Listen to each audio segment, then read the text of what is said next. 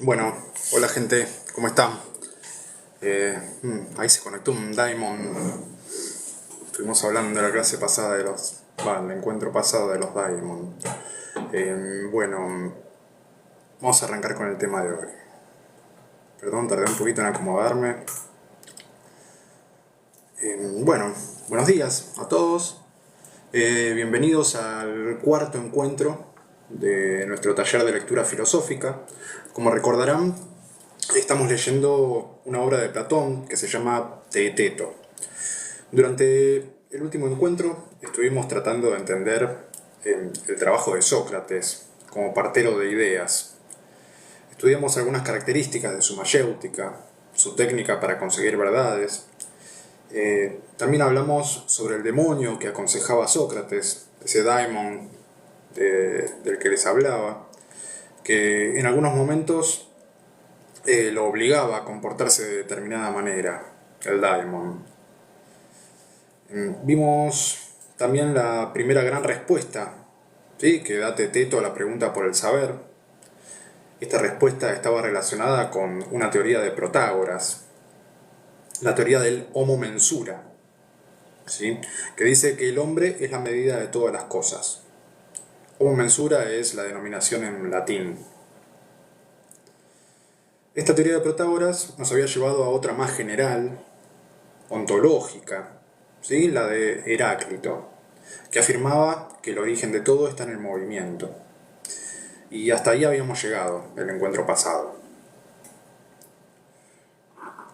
Vamos a seguir leyendo el texto. Vamos a empezar en la página 196.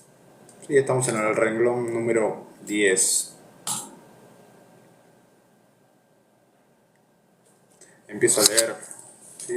Empieza hablando Sócrates. Dice: efectivamente, el calor y el fuego, que engendran y gobiernan las demás cosas, son engendradas a su vez por la traslación y por la fricción. Y ambas son movimientos. ¿O no son estas el origen del fuego? Así es, le dice Teeteto. El género de los seres vivos, en verdad, también se origina a partir de los mismos principios. Claro que sí. Y bien, ¿no es verdad que la adecuada disposición de los cuerpos se destruye por el reposo y la inactividad? Y en cambio, ¿la protegen en un alto grado los ejercicios y el movimiento? Sí. ¿Y no es por el aprendizaje y por la práctica, que son ambos movimientos, por lo que el alma adquiere sus conocimientos, preserva su adecuada disposición y se hace mejor, mientras que debido al reposo, como es la falta de práctica y de cultura, no aprende nada y olvida lo que haya aprendido? Sí, sin duda, lo dice. ¿No es el movimiento entonces lo que constituye el bien para el alma y para el cuerpo, mientras que lo otro es lo contrario? Así parece. Y ahí termina el fragmento de Teeteto. Sí, el fragmento del libro.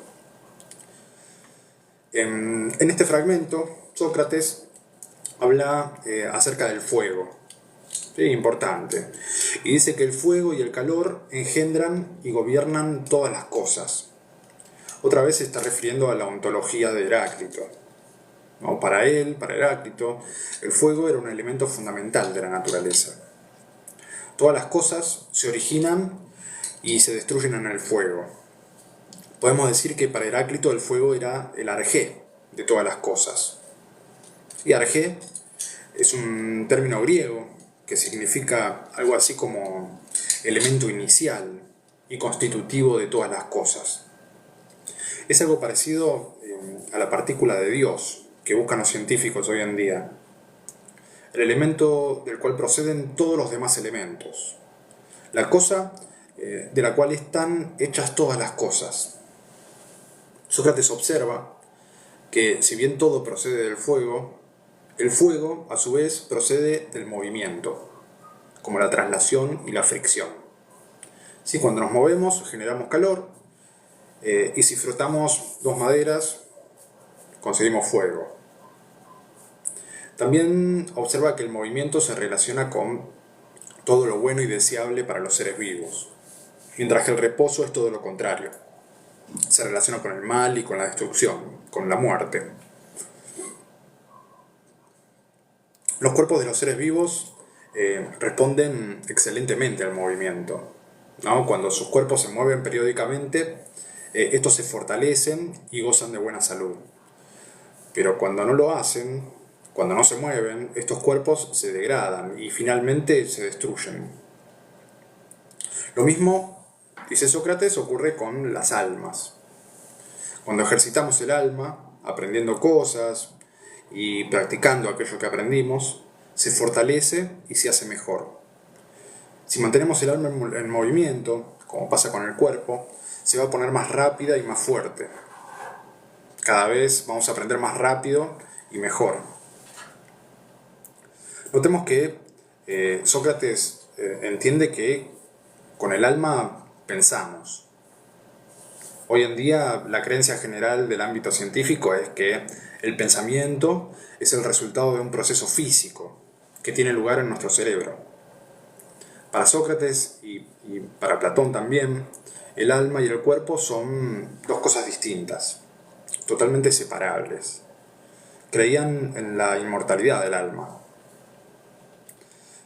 El movimiento que se da en el alma no es el mismo movimiento que se da en los cuerpos, aunque coinciden en que ambos son fortalecidos cuando actúan regularmente. Bien, vamos a pasar a leer el siguiente fragmento. En la página 197 estamos, a mitad de página. Va a empezar a hablar Sócrates.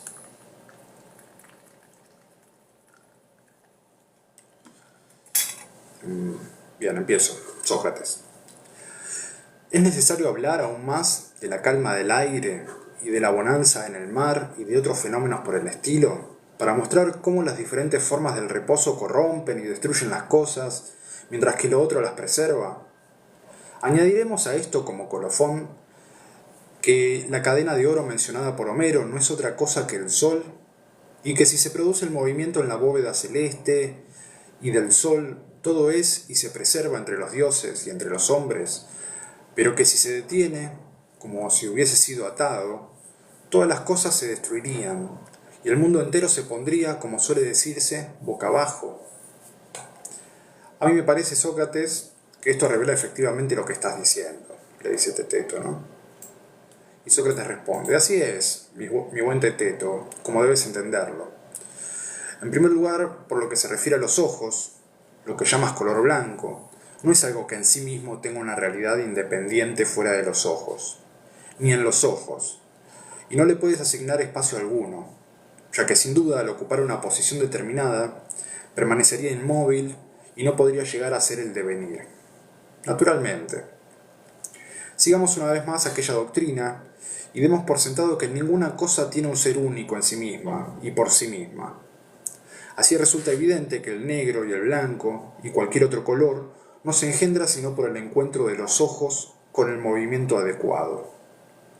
Lo que decimos que es cada color no será ni aquello que se dirige al encuentro ni lo encontrado, sino una realidad intermedia que se engendra específicamente para cada uno. ¿O estarías dispuesto a afirmar que cada color te parece a ti como le parece a un perro o a cualquier otro animal? Por Zeus, claro que no, le dice Teteto. Bueno, ahí termina el fragmento.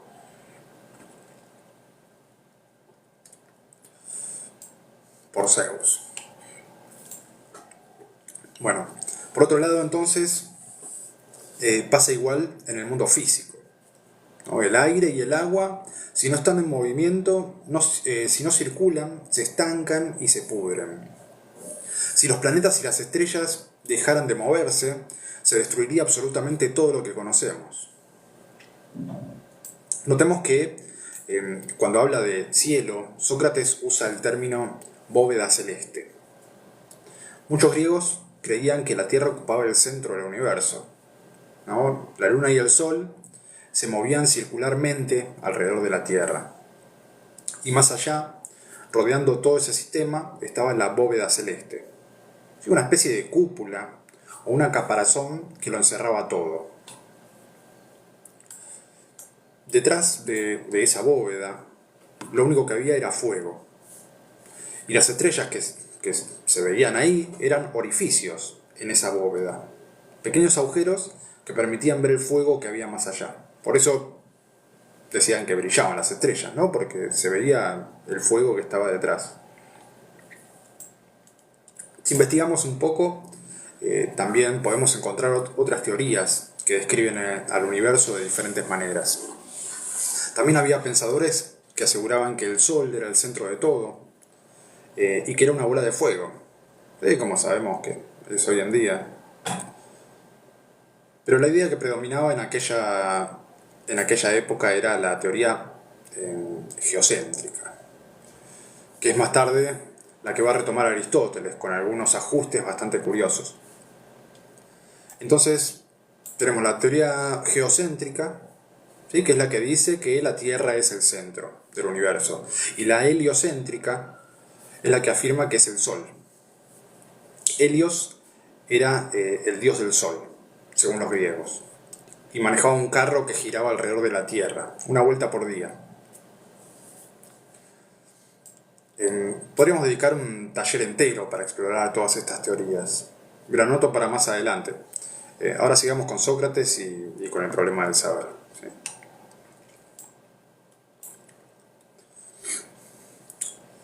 Otro tema interesante que menciona en este fragmento del libro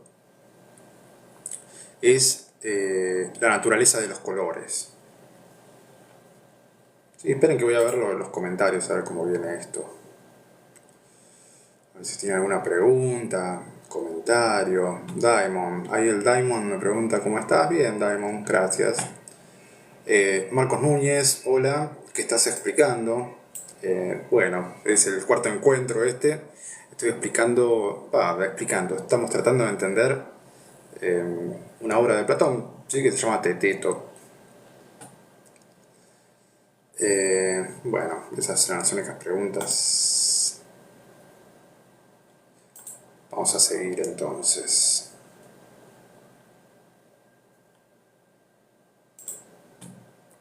Bien. Otro tema interesante en este fragmento del libro es la naturaleza de los colores. Sí, y todo esto para apoyar la afirmación de Protágoras, de que el hombre es la medida. Vean que en primer lugar, como ya habíamos advertido la clase pasada, intenta mostrarnos todos los beneficios de pensar como Protágoras. Y hasta parece que está convencido de que es una explicación válida para muchos fenómenos de nuestra experiencia. Nos dice que el color blanco, por ejemplo, ese color que percibimos nosotros, no es una realidad independiente que está fuera de nuestros ojos, pero tampoco es algo que está en nuestros ojos. El color blanco que percibimos no ocupa un espacio determinado. Según la doctrina del movimiento, como vimos, dice que ninguna cosa tiene un ser único y fijo, sino que siempre está cambiando. ¿Sí? Todo está en constante cambio. Entonces, si adherimos a la doctrina del cambio, tendremos que aceptar que los colores no tienen un ser en sí mismos, sino que son el producto de un movimiento que se da cuando los ojos se encuentran con una cosa que los predispone a producir ese efecto, que es el color. Entonces, una consecuencia de esta concepción, de la percepción, sería que todos los seres perceptores captan de distinta forma los colores.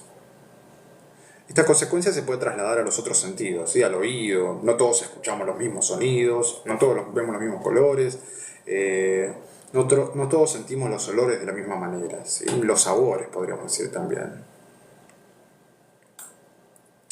Entonces pasemos en limpio el argumento que acabamos de leer.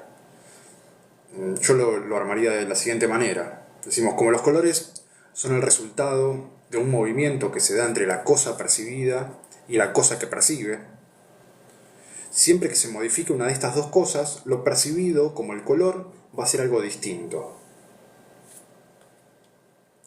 Lo que percibo yo necesariamente va a ser diferente a lo que perciben otras personas, porque al cambiar un factor del proceso, en este caso la persona que percibe, el resultado va a ser distinto. Es más, lo que percibe una persona también cambiaría con el pasar del tiempo. Porque si todo cambia, cuando me encuentre por segunda vez con la cosa percibida, tanto la cosa como yo habremos cambiado con respecto a la percepción anterior. Y eso provocaría una percepción distinta cada vez. Y todas esas percepciones serían verdaderas, porque son el producto de movimientos distintos, aunque de igual naturaleza. Vamos a encontrar a lo largo de la historia de la filosofía esta ligazón entre el problema del conocimiento y la cuestión de la percepción sensible. Sin ir más lejos, Aristóteles, que fue discípulo de Platón, unos años más tarde va a escribir un libro llamado De Anima, que quiere decir acerca del alma, donde desarrolla una extensa y compleja teoría de la percepción que después va a ser tratada más profundamente durante toda la Edad Media. Así que es algo que va a ocupar a los pensadores de la Edad Media largo y tendido. Esa obra de Aristóteles es una joyita, ¿sí? Que tengo reservada ahí para algún futuro taller de lectura. Es uno de los primeros intentos de describir la mente humana en profundidad. Es una obra bastante difícil de leer, pero no podríamos estudiar filosofía medieval, por ejemplo, sin antes haber leído ese libro. Entre otros de Aristóteles, ¿sí? Como la metafísica, la física, el organón.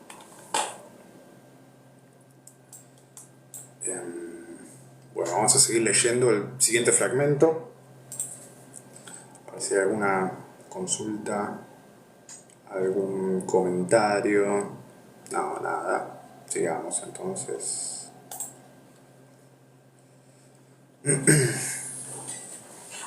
Bien, estamos en la página 198, a mitad de página. Empieza hablando Sócrates. Dice, y bien, ¿acaso aparece cualquier cosa a otro hombre como te aparece a ti? ¿Estás seguro de ello o es mucho más cierto que nada te aparece lo mismo, ni siquiera a ti, por no permanecer tú nunca igual a ti mismo? Esto último me parece mejor que lo otro, le dice Teteto. Entonces, si aquello con lo que nos medimos, o la cosa que tocamos, fuese grande, blanca o cálida, no resultaría diferente en cuanto topara con otra persona, o al menos no lo sería mientras no cambiara en sí misma. Por otra parte, si el que realiza, a su vez, la acción de medirse o de tocar fuera una de estas cosas, al entrar en contacto con otra, o al experimentar ésta alguna modificación, tampoco resultaría diferente, si él no la experimentara igualmente en sí mismo. Puesto que ahora, amigo mío, nos vemos fácilmente obligados a hacer afirmaciones sorprendentes y ridículas, como diría Protágoras, y todo el que esté dispuesto a afirmar lo mismo que él. ¿Cómo? ¿A qué afirmaciones te refieres?, le pregunta Teteto. Considera este sencillo ejemplo, y comprenderás todo lo que quiero decir. Supón que tenemos 6 dados. Si pones 4 al lado de ellos, decimos que 6 son más que 4, y que los superan en la mitad. Y si luego los comparas con 12, decimos que son menos que estos, concretamente la mitad de 12. Y no puede decirse otra cosa, ¿no es verdad? Así es. Pues bien, imagínate que Protágoras o cualquier otro te hiciera la siguiente pregunta. ¿Es posible, Teteto, que algo se haga mayor o más numeroso de otra forma que aumentando? ¿Qué le responderías tú? Sócrates, si respondiera teniéndome a la opinión que tengo respecto a la presente pregunta, diría que no es posible. Pero si respondiera teniendo en cuenta lo de antes, diría que es posible para precaverme de caer en contradicción. Muy bien, Teteto, por era, que es una divina respuesta. Ahora bien, al parecer, si contestas que es posible, va a resultar lo que decía Eurípides. No es refutable en nuestra lengua, y en cambio la mente sí lo es. Es verdad, le dice Teteto. Bueno, ahí termina el fragmento. Bien, al comienzo de este fragmento dice lo que comentábamos antes, ¿no? Que la percepción cambia junto con sus componentes, como la cosa percibida y el que percibe. Después de eso parece que llega el momento de empezar a golpear la teoría de Protágoras. Nos va a mostrar algunas consecuencias ridículas, ¿sí?, que surgen a partir de ella. Vimos que en el caso de la percepción, lo que decía Protágoras funcionaba bastante bien, era coherente. ¿no? Pero en el caso de las verdades matemáticas pasa algo distinto. Cuando hablamos de matemáticas pasamos al ámbito de lo racional, y en ese ámbito las cosas funcionan muy distintas. Intenta mostrarlo con el ejemplo de los dados. ¿Sí? Vamos a ver si lo entendemos. Supongamos entonces un conjunto de 6 dados y otro de 4 dados. ¿Sí? Si los vemos, diremos que el grupo de 6 es más grande que el grupo de 4 en cuanto a la cantidad. El grupo de 6 dados tiene más dados que el grupo de 4. ¿Sí? También podemos decir que el grupo de 6 dados es un 50% más grande que el de 4. Y así establecemos no solo una relación de cantidades, sino también una relación de proporción. Y este tipo de relaciones no son percibidas por los sentidos, como si no pertenecieran al mundo material sensible. Si viniera alguien y observara estos dos grupos de dados, ¿podría decir algo distinto de lo que afirmamos nosotros? ¿Podría decirme que el conjunto de 4 es más extenso que el de 6? Esta es una consecuencia absurda de la teoría de Protágoras. Si el hombre es la medida, las dos personas estarían en lo correcto. ¿Sí? Tanto la que opina que 6 es más que 4, como la que opina que 4 es más que 6. Eso es absurdo, contradictorio. ¿Sí? Esto está relacionado con la teoría de las ideas de Platón. No la desarrollo en este libro, pero en afirmaciones como estas podemos reconocer esa distinción que hace entre los dos ámbitos en que divide la realidad. El ámbito sensible, aquel que percibimos con los sentidos, y el ámbito inteligible, el que percibimos con el intelecto, ¿sí? Es decir, el que inteligimos. La teoría de Protágoras funciona solamente en nuestra realidad sensible, pero en el ámbito de lo racional cae en contradicciones y absurdos, porque las ideas no cambian, son inmutables, según Platón. 6 es mayor que 4 en cualquier momento y lugar, es una verdad universal.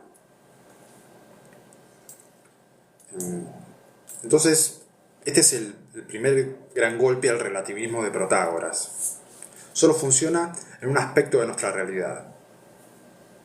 Entre nosotros, esto es así bajo el supuesto de que la realidad sensible no es la única realidad existente, ¿no? Lo que podemos reconocer acá es que una teoría acerca del saber siempre va a estar emparentada con una ontología determinada, es decir, con una forma muy precisa de concebir a todas las cosas que existen. Lo que yo crea que es el saber va a depender directamente de lo que yo crea que es la realidad, el mundo. Seguramente el problema de Protágoras, es que él habla de un mundo y Sócrates habla de otro. ¿Sí? Esa es la cuestión que está surgiendo acá. Los dos están hablando de un mundo distinto. Por lo tanto, las consecuencias que sacan de todo eso son distintas. Bueno, vamos a pasar al siguiente fragmento.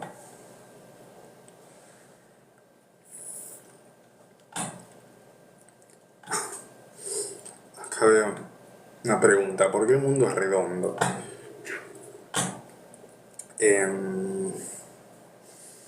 No voy a explicar eso.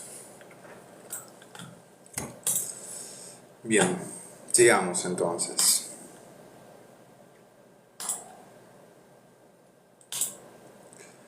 No voy a explicar porque no tiene nada que ver con lo que estamos diciendo, ¿no?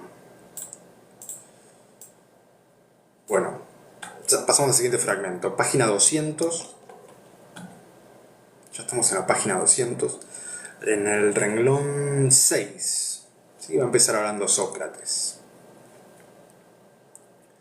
Dice: seguramente si tú y yo fuésemos hábiles y sabios y hubiésemos investigado todos los pensamientos de nuestra mente, podríamos pasar el resto del tiempo sometiéndonos a prueba el uno al otro y ensarzándonos como los sofistas en esas batallas en las que se atacan esgrimiendo argumentos contra argumentos.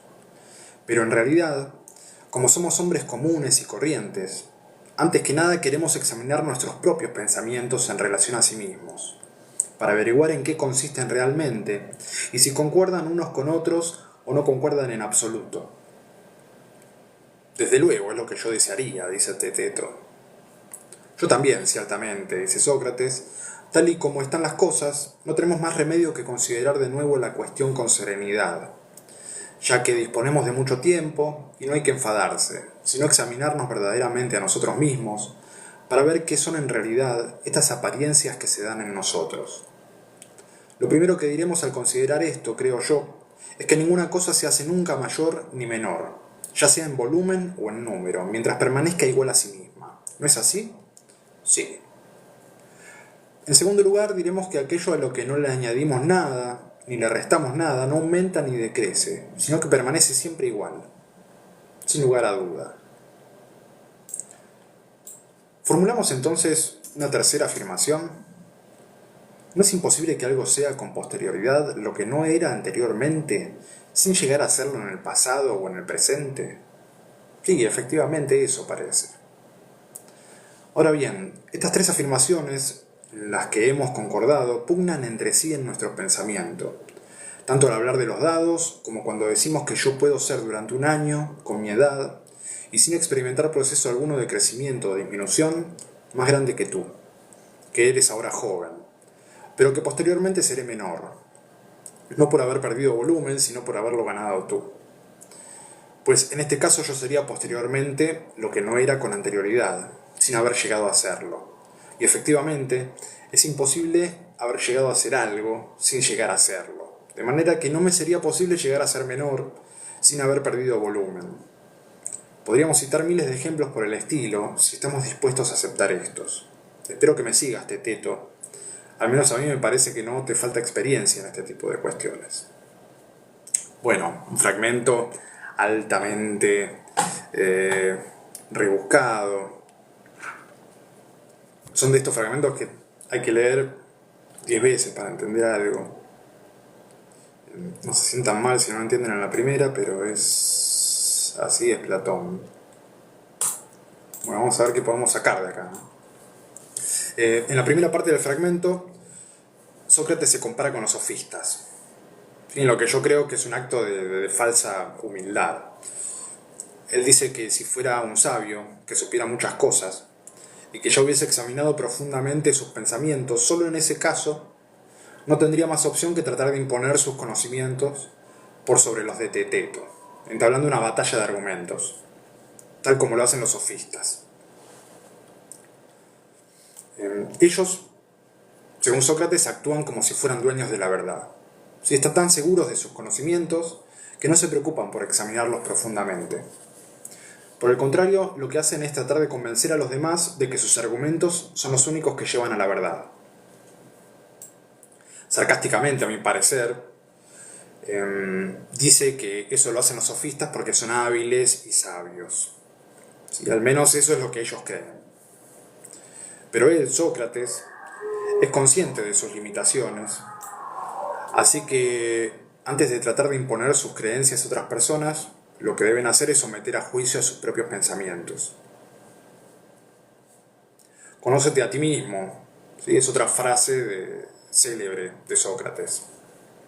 Antes de hablar acerca de cualquier cosa del mundo, debemos examinarnos a nosotros mismos, cuestionar profundamente aquellos saberes que creemos tener en nuestro poder. ¿Sí? Este es el gran giro que opera Sócrates en la filosofía, ¿no? Antes de Sócrates, todos los filósofos se ponían o pretendían conocer el mundo. Y los filósofos presocráticos son conocidos como filósofos de la naturaleza, ¿no? Porque eso mismo querían desentrañar los secretos de la naturaleza. Y en Sócrates opera este giro. Se dice, no podemos entender la naturaleza si antes no nos entendemos a nosotros mismos. Lo primero que tenemos que hacer es entendernos a nosotros mismos. Bueno, entonces acá aparece la figura del sofista, ¿sí?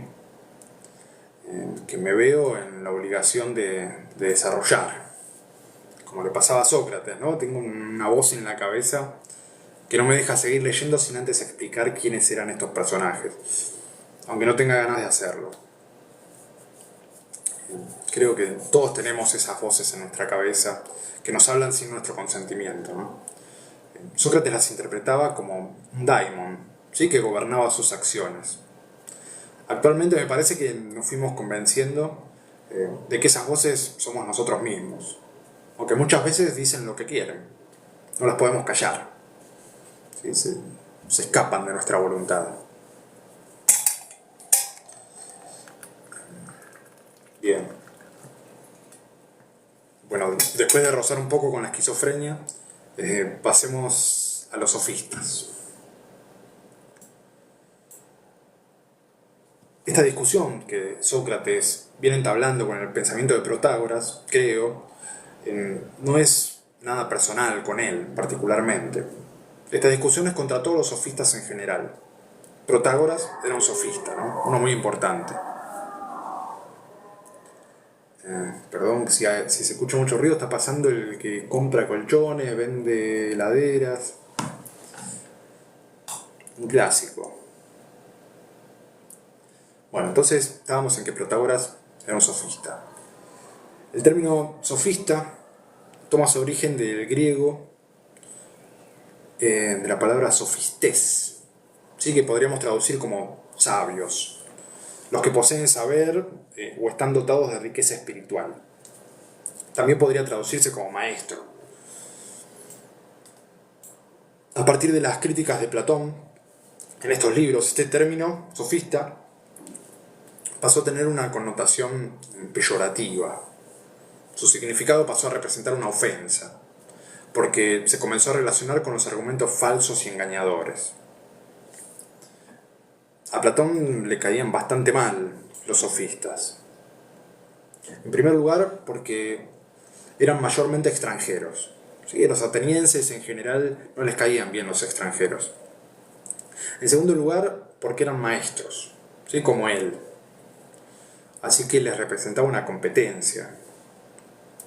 En tercer lugar, porque cobraban por sus servicios de enseñanza. Llegaban a acumular grandes fortunas enseñando aquello que sabían a personas adineradas. ¿Sí ven? En la antigua Grecia los maestros cobraban bien. Qué suerte. Bueno, por el contrario, Platón no cobraba por ese servicio, porque entendía que estaba aportando a su comunidad y por lo tanto también a sí mismo. Y el último factor que le disgustaba a Platón, y me parece que es el factor más importante, es que ellos no se preocupaban por buscar ni enseñar la verdad. ¿Sí? Lo que enseñaban la mayoría de los sofistas era retórica, el arte de la argumentación, el arte de convencer a los demás. Con el crecimiento de la democracia en la antigua Grecia, estos personajes empezaron a ser fuertemente solicitados. La democracia de esa época era muy distinta a la nuestra. Aquella era una democracia directa, podríamos decir. Todos los ciudadanos eran partícipes de las decisiones de gobierno. Cabe aclarar que el término ciudadano solamente se le asignaba a los nacidos en Grecia, hombres, no esclavos, cuerdos, mayores de edad y con cierto poder adquisitivo. No eran muchos. Aquellos que cumplían con esos requisitos se reunían periódicamente en el ágora, un punto de encuentro generalmente ubicado en el centro de la polis, y debatían acerca de qué era lo mejor para todos. Estos debates los ganaban los más elocuentes, ¿no?, los que ofrecían argumentos más convincentes. Por eso se empezó a valorar tanto la retórica y a estos maestros que enseñaban su arte. A Platón le molestaba el hecho de que no les importara la verdad. Lo único que querían los sofistas era destruir los argumentos ajenos. Y eran expertos en eso. Supongo que habrá tenido varios encuentros difíciles con esos extranjeros y por eso los adoptó como enemigos mortales. Habla mucho sobre ellos y en varias de sus obras se preocupa especialmente por desarticular todos sus razonamientos, como en esta. Lo cierto es que muchos de ellos hoy en día son considerados grandes filósofos, como el mismo Protágoras y Gorgias, para dar dos ejemplos nada más. Y hay obras que nos llegaron de ellos que son realmente admirables. No le cuenten a Platón porque se va a enojar. Para entender el lugar de los sofistas en el ámbito intelectual, siempre los termino comparando con los abogados de nuestra época. Vieron que los abogados defensores, por ejemplo, elaboran argumentos geniales para evitar que sus clientes sean encarcelados. Si su cliente cometió el delito o no lo cometió, importa bastante poco, ¿no? Lo que importa es convencer al jurado de que es una persona inocente. Y no podemos decir que los abogados no sean sabios, ¿no? Tienen un conocimiento bastante amplio y habilidades retóricas admirables. También ganan mucho dinero con eso. A Platón no le hubieran caído bien los abogados. Bueno, vamos a seguir hablando de los sofistas más adelante. Creo que con esta introducción alcanza para entender a Sócrates cuando habla de ellos. Sobre todo cuando hay sarcasmo de por medio. Entonces, Sócrates no se siente tan seguro como los sofistas. Por lo que va a dedicarse primero a examinar detenidamente sus propios pensamientos para ver qué puede sacar de ahí. Va a partir de 3 afirmaciones que tiene fijada en sus pensamientos. La primera dice: ninguna cosa se hace mayor ni menor, ya sea en volumen o en número, mientras permanezca igual a sí misma. La segunda afirmación sería la siguiente: aquello a lo que no le añadimos nada, ni le restamos nada, no aumenta ni decrece, sino que permanece siempre igual. Y finalmente la tercera dice: es imposible que algo sea con posterioridad lo que no era anteriormente, sin llegar a serlo en el pasado o en el presente. Sí, acá lo que hice fue sacar del discurso estas 3 afirmaciones para pasarlas en limpio. Sí, porque es bastante complejo de leer. Hay que tomarse este trabajo de separar, analizar. Estas 3 afirmaciones que le dan vuelta en la cabeza a Sócrates cuando habla acerca de los dados. Vean que estas afirmaciones coinciden en el fondo. Todas afirman que hay cosas que permanecen detrás del cambio. Hay cosas que no cambian, ¿sí? Como la relación que existe entre las cantidades. Demostrando que hay cosas que no cambian, que es realmente lo que piensa Sócrates, se derrumba toda la doctrina del movimiento, y también la de Protágoras, al menos en parte. Bien, sigamos leyendo el fragmento. A ver si hay alguna consulta, algún comentario. La hormiguita se perdió. Bien. Bueno, se habrán perdido. Sí, no es fácil seguir esto. Y alguien me envió 15 rosas. Gracias, Facundo Vidal, 87. Agradecido de la vida. Bueno, ninguna consulta. Vamos a seguir leyendo a Teteto. Sí, seguimos en la página 202 desde el principio. Va a empezar hablando Teteto. Dice: por los dioses, Sócrates, mi admiración es desmesurada cuando me pongo a considerar en qué consiste realmente todo esto. Algunas veces, al pensar en ello, llego verdaderamente a sentir vértigo. Querido amigo, parece que Teodoro no se ha equivocado al juzgar tu condición natural, pues experimentar eso que llamamos la admiración es muy característico del filósofo. Este y no otro, efectivamente, es el origen de la filosofía. El que dijo que Iris era hija de Taumante. Parece que no trazó erróneamente su genealogía, pero ¿entiende ya por qué se siguen estas consecuencias de acuerdo con la doctrina que atribuimos a Protágoras, o no? No, me parece que no lo entiendo aún, le dice Teteto. ¿Me agradecerías entonces que te ayudara a desentrañar la verdad que se oculta en el pensamiento de este hombre o de estos hombres célebres? Claro que sí, te quedaría enormemente agradecido. Entonces mira en torno a nosotros. No vaya a ser que nos escuche alguno de los no iniciados. Me refiero a los que piensan que no existe, sino lo que pueden agarrar con las manos. Ellos no admiten que pueda tener realidad alguna de sus acciones, ni los procesos, ni cualquier otra cosa que sea invisible. Hablas de gente, Sócrates, que desde luego es obstinada y repelente. Bien, ahí terminó el fragmento. Teteto entonces confiesa que siente una suerte de vértigo, ¿sí?, al navegar sobre estas cuestiones. Y Sócrates, que al parecer conoce mejor a Teteto de lo que él se conoce a él mismo, le dice que eso que experimenta es admiración. Y que justamente la admiración es aquello que da origen a la filosofía. Podemos llamarlo admiración, sorpresa o asombro. Una persona que siente asombro por el mundo que le rodea, siente la necesidad de encontrarle un sentido, de investigarlo. Sin esa sensación no existiría la ciencia ni la filosofía. Si a los humanos no les causara admiración aquella realidad que los trajo a la existencia y que sostiene de algún modo esa existencia, entonces no se preocuparía por encontrarle una explicación. En ese sentido dice Sócrates que la admiración es el origen de la filosofía. ¿Sí? Y notar esos indicios de sorpresa en Teteto le da esperanzas para seguir con su investigación. Después de tanto hablar, Sócrates le pregunta a Teteto si entendió por qué se siguen esas consecuencias desagradables de la teoría de Protágoras. Y por suerte Teteto le responde que todavía sigue sin entender. Sí, digo por suerte porque a mí tampoco me quedó muy claro.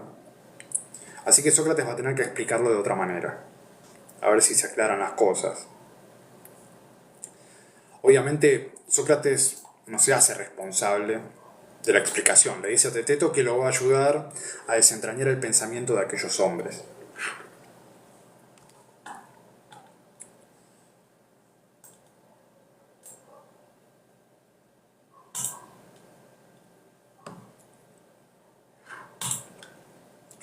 Bueno, antes de empezar con su tarea, entonces hace una aclaración importante, y que nosotros ya sospechábamos desde antes.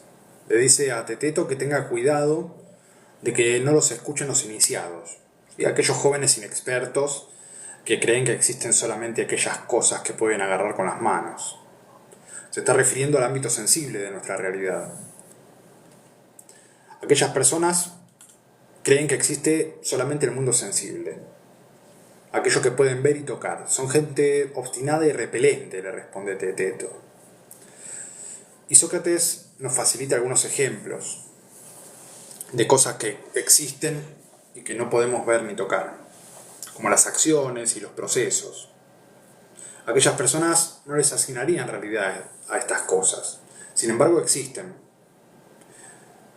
También las relaciones de las que hablábamos antes, ¿no?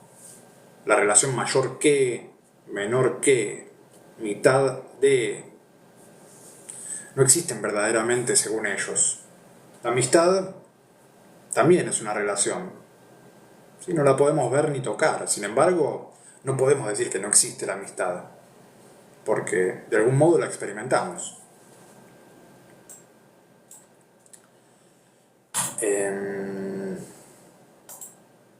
Bien, bueno, vamos a terminar acá por hoy, porque el fragmento que sigue es bastante largo y complicado.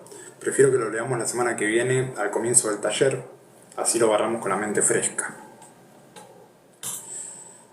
En ese fragmento va a retomar el tema de la percepción desde otro ángulo, para ver si Teteto y nosotros lo podemos entender un poco mejor. Bien. Bueno, como al final de cada encuentro, les comento que pueden hacer donaciones, ¿sí?, para este espacio.